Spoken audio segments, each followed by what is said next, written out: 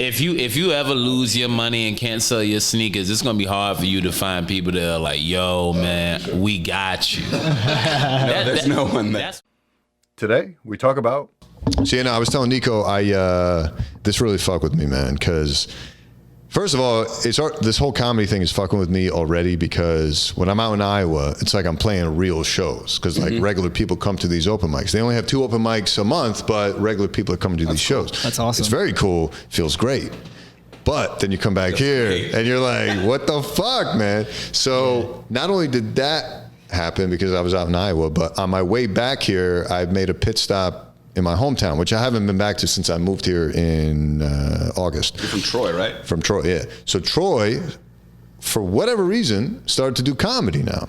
Sure, why not? Yeah, and they only do 1 comedy show a month, and it happened to be the same week that I was back home for my sister's engagement party. So they asked me to do the show. Killed it because, I'm the shit, right? No, I'm kidding. Only been doing comedy 6 months. I'm not that good. Did you do well? But I did great. Like awesome. I would say I was definitely top 2, if not top 3. Nice. Of the comics that were there, to the point where the booker was just like, holy shit, man, can you do our other show on Monday? I was like, fuck yeah. So, sick. and not only that, can you do 15 minutes instead of 10? I was like, yes. So then I do that show, and then I come right back here. And I ate shit, and I was just like, "Fuck, man! Like this shit sucks." Granted, I didn't do the same set or anything, but you know what fucked me up even more so than just not doing as well. It was just like being given 15 minutes, 6 months into comedy, and then being given 3 minutes at the open mic, and you're just like, "Fuck, yeah, bro." That's a trip. That's a mind fuck. Yeah, Nico, man. your thoughts? Just joking, but yeah. Nico's just mad. Yeah, what was the most time you did, like 6 months in? 6 months in, the most time I did was I started in school, so my teacher would give me a ridiculous amount of time. Yeah. Like college or? I didn't go to college. Okay. I started high school. High school, yeah. Oh, okay. So Miss Richardson once gave me the whole class period, so that was an hour, and we started 5 minutes after the class period started. Yeah. So this is 14-year-old me doing 55 minutes in front of a lot of fucking pussy. I mean, you might think that's so. awesome. You might think so. I was the most popular kid in school, but I went to school in the Bronx. Right, so the girls in my school, they weren't fucking me like that. But I was doing great outside of school. Like girls in Harlem and in like the area in the Bronx that I grew up in, they showed love. But in my high school, nigga, all right, nigga, you the comedian. All right, just be funny. We don't need dick, we need jokes. So I can't sit here and act like I was killing it in high school. I had one girlfriend in high school that I kept throughout the senior year. You know what I mean? But if you were killing it in high school, you wouldn't have kept doing comedy. Yeah, like who the fuck would have kept telling jokes? Are you crazy? I'm getting laid now. Fuck off. But I was just gonna comment to what you said about doing the 15 minutes and coming back and doing the 5 minutes. I came. There's one time I was this last year, and I had a run right of headlining gigs, and then I was in Virginia. Now I'm doing an hour every night, right? I came back and had to audition somewhere with 5 minutes, and it felt like a crime. Because it's like, why would you even do this to me? Because you feel like after doing like those long sets, you feel like, well, shit, by the time I say hello, it's over already. But you just got to learn. You'll get there when you know how to turn those gears. Because you're going from, I don't drive a car, but like whatever that fourth gear is, and you're bringing it back down. You know what I mean? So you just got to remember how to encapsulate that, what you encapsulate in that 15 and 5. That's all. And like 3 minutes. Yeah, what mic was that? It's a new one. It's his arch nemesis, Zach. You know Zach. Yeah, Zach Benson. Let's not. I don't know him. What's your deal with him? Because Zach is your arch nemesis. I have to hear about this. Not only is he not an arch nemesis, I have no nemesis. Because did you notice? Did you notice my face as he said it? I was like, "Who the fuck is this?" Yeah, no, I know Zach. We did the podcast a couple episodes ago. Saying he's the first repeat guest you guys yeah, I see. Okay, because when I did the podcast before, me and him just got into like talking about social issues about like blacks and whites. That's all. But yeah, nemesis of mine.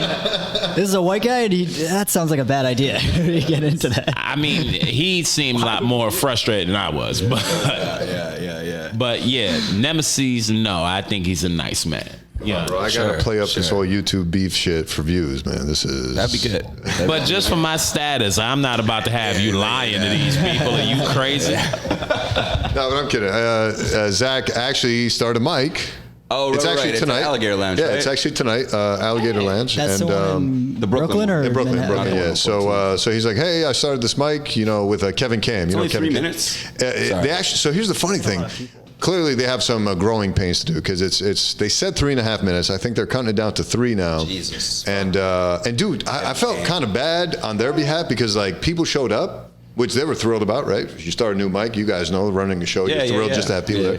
But too many people came up to the point where like that to turn people away in the last group. They're like, all right, yeah, come back next time and pick your spot. Oh fuck, they waited in. You got to cap the list you gotta know though. that shit. Well, I mean, they don't know. Like they just started the show. It's growing pains. So, Mics. I love mics, man. It's a love affair, but I right now I'm really in a honeymoon period. Back to loving on the mics. Nice. I don't know why. All right. Yeah. I'm gonna try some new shit tonight. I think. Oh, nice. Where are You going to that one? Yeah, I think so. Because I got a couple more folks coming on after you guys, and then I think I'll just head there. Right? That place is the place they give free pizza, right? Podcast host I've ever met. That's what I forgot to mention. So the reason for the upgrades is because I started bare bones with the little Zoom recorder. You were here for that one. You guys, well, for you, I had the fucking boom mic, right? That was probably the worst decision I made. Sorry about that, but we're making up for it now, And you saw the Zoom recorder, obviously, when you were here. So what I learned is most podcasts die after 7 episodes on average. Wow. I'm at fucking 40 something. This is like, Hell yeah. What is that? 6 times as many episodes? Yeah. So, And you got a following too. and I got a following. So I was just like, you know what? Let me just invest in some equipment. Let me just take this a little more seriously. You know what I mean? Put out. You put in. You get out what you put in. I was going to tell you, like, you could do a Patreon, but that would be ridiculous to tell you that. You know what I'm saying? Considering As we overlook as we overlook the horizon. You know what's sad? It's like if you ever lose your money and can't sell your sneakers, it's gonna be hard for you to find people that are like, yo, man, we got you. There's no one there. That's what sucks about your tax bracket. Like, the only reason I even moved over into this episode was because you were talking about reselling and blah blah blah. I was like, man, if you don't shut the fuck up, show high sedity rich ass. This nigga is in sweatpants that cost my rent. But bro, it's just not fair. It's like, why is it just because I got the money? You right, it's not fair. That's what I'm saying. It's not fair. Brought to you by Neko, the angriest guest I've ever had on the podcast. Absolute angriest. I was both them. So angry. That's the thing, man. Like, I can't get anyone to feel bad about me, and that sucks. Comedy, sympathy is. You need sympathy in comedy. Yeah, you definitely do. That was my biggest joke when I first started, and it was on accident. I got up on stage and I was just talking. I was just like, "Fuck, man! Everyone in comedy is talking about you got to be likable, you got to be relatable, and how am I supposed to do that? I'm fucking rich. You know what I'm saying? Like Crushing. Dude, that joke crushed, and I was just like, wow, that's a dangerous joke to work. You know what I mean? Like, We can all relate to hating. Just kidding. yeah, man. It's just like I was telling Neko too. I was like, bro, man. Like I get, especially in Iowa comics, because they're coming up and like, dude, can I ask you a question? Why do you do this?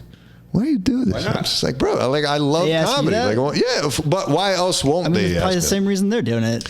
Well, for them, their response is, I got nothing else, bro. Oh, well, that's a shitty reason to do something because you got nothing else to do. I have no other options. So let me step into this thing that you love with all your heart. Yeah, it's just like what? Like I don't know, man. Because when I started comedy, for me it was just like, dude, how amazing is it to get other people to laugh? Like this feels great. I mean, you know what I'm that's who saying? you should be chasing. But then you hear all these people being like, nah, man, you got to have a sickness, you got to have some trauma, you got to have some darkness in you. I'm like, all right, yeah, I'm sure that drives some shit, but hot take coming in. That's all false. Cause I don't want that to like inspire you in the wrong way where you feel like, cause you come up to whatever 98 floors to get to this penthouse of yours and then kick 3 maids downstairs. Fucking whatever you do to get here, I feel like there's this big misconception like comedy needs this crazy pain. Like, oh, if you weren't molested, if you weren't hurt, if you had both parents, fuck that. All people really want to do is laugh. So fuck that. Don't let them make you feel guilty. You worked hard to get this degree. and this mustache. You know what I'm saying? But when earn this. you make it look easy, that's the problem. I think you get what I'm saying. But what look easy? 'Cause I'm sure. Well, think about it. You just met me. You guys just met me Yeah. months ago. Like, this is how you're meeting me. Yeah. Yeah. You get what I'm saying? You didn't. Yeah, we're meeting you at the finish Right, line. we didn't see the struggle for that. You know, and like I don't like to play it up. I'm like, hey guys, you know how hard it was to get here. Like, I'm not that kind of guy. So it's just like. I mean, I think if you can't realize that, like, it's very hard to be a doctor. You should know that. Like, it takes a lot of work. Now the trippy part is I think it's easy, but maybe I just think that because I trained my brain to be like, all right, this is nothing. Well, no, you're a doctor because you're going to struggle a lot harder in comedy. You know what I'm saying? Oh, for sure. As opposed to where, like, comedy is not, like, it's the hardest job on earth. But if you told me to go up and do 15 minutes, in my mind, there's a part of me that goes, that's easy.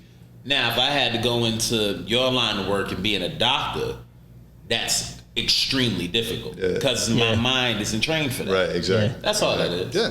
So I don't know, man. I don't know what the fix is, but No, it's a good thing. in the meantime, I'm still going to enjoy this. You know. Yeah. Pretty good.